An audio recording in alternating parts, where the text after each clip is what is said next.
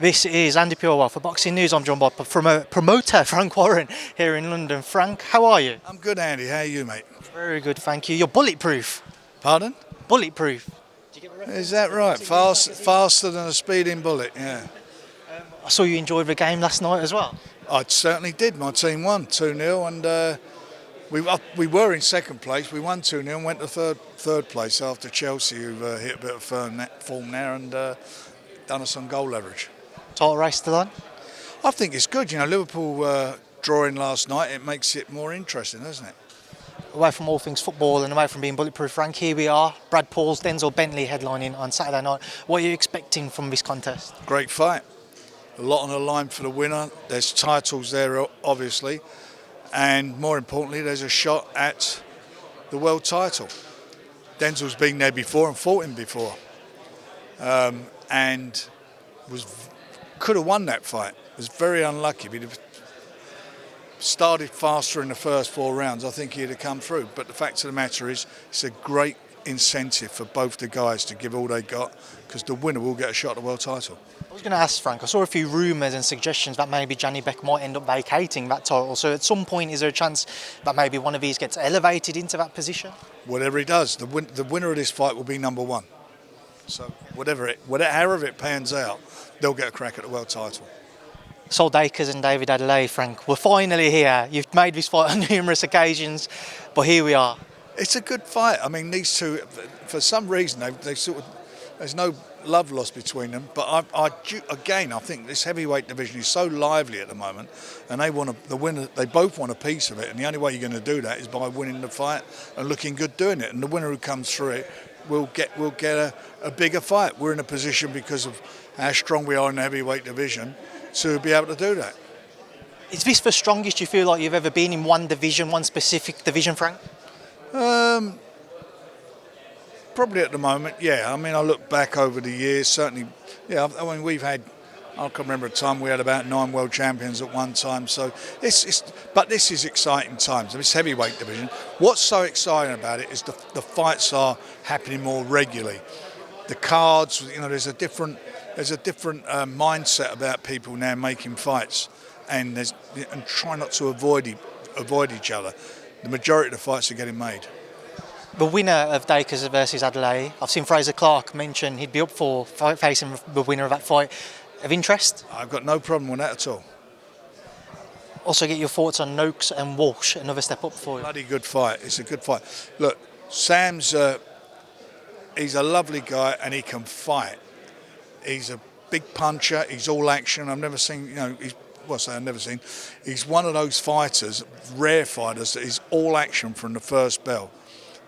You know, tremendous engine he's got, throwing punches, very hurtful, and showed another dimension to his abilities when he fought against Mendy. He boxed extremely well on that night against a real good world-class fighter and done a job on him.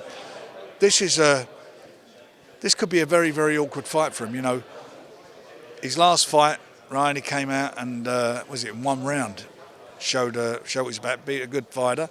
This time round, for Ryan, I mean, you know, it's a must-win fight for him. And you know, with him, like his brothers in there, they come to fight, and he'll be trying to take the fight away from Sam. So you can expect fireworks between the two, because I don't think either of them will take a backward step. Away from the card on Saturday night, Frank's thoughts on a few other topics. Ben Whittaker has come out saying that he's going to pursue the rematch with Liam-Cameron next. Obviously now you're working with Liam as his promoter. Music to our ears. Where do things sit in terms of talks? Well, let's see. You know, it's not a problem with us. We make that in a heartbeat. Where would you want to take that fight to? Would you go back to Saudi or potentially in Wolverhampton? I don't know really where we make it. We make wherever it takes, whatever it takes to make it. You know, he wants it. My man now as he is wants it, and we'll back him all the way. We've spoken about the heavyweight division earlier, some heavyweight fights on the horizon I want to catch up on, Frank. Usyk-Fury 2, only a matter of weeks away now. Excited, nervous? How much pressure is there on Tyson's shoulders? I'm excited. I'm not nervous because I believe in my man. I believe that he will do the job. And it won't be easy. It's going to be a tough fight. There's no doubt about that. You know, the first time round, it was a very tough fight for both of them. It was a fag paper in it as far as the decision was concerned with some people, including myself. This time round, Tyson's got to ensure emphatically that he gets the result. One of the judges thought he did last time. The other judge had a round in it. So this time round, Tyson has to go out and show what he's all about. With regards to Tyson, then, is it a matter of he needs to finish it within the distance if he needs it emphatic? No, I think he will finish it inside the distance. But he can outbox him. He was outboxing the first half of the fight, and he won the last round of the fight. He outboxed him in the last round on the 3 judges' cards as well. I've seen Turki El-Sheikh's mentioned a potential rematch between Tyson and Vladimir Klitschko. Now, that's a number of years on, Frank. Is that something which has been discussed in the background? I haven't had a conversation about that, and Tyson at the moment is just focused on that fight.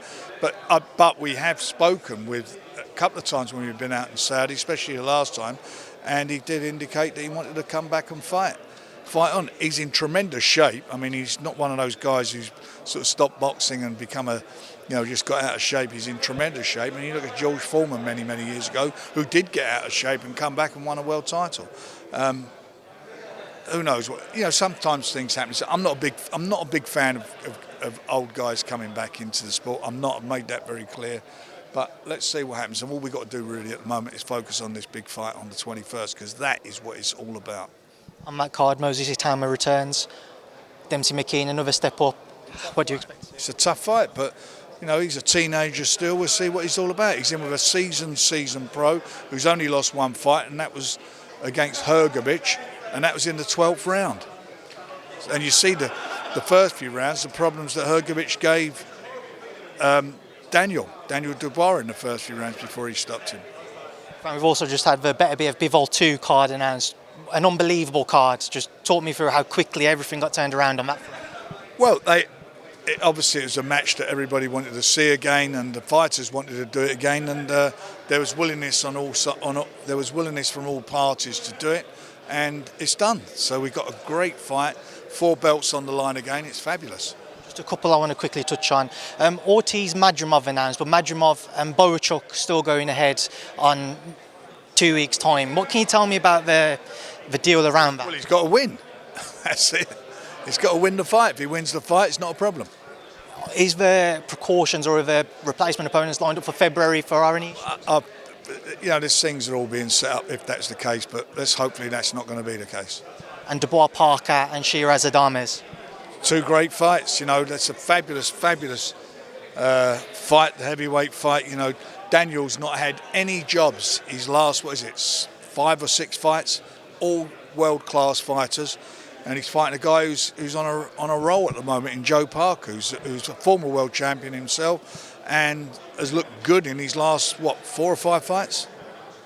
And obviously Hamza Sheeraz and Carlos Adamez. That's a great fight as well. It's a tough fight for Hamza, but I believe in him, and I believe that he can win the fight. But it will be a tough fight. Frank, I appreciate your time. Thank you. It's a pleasure, Andy.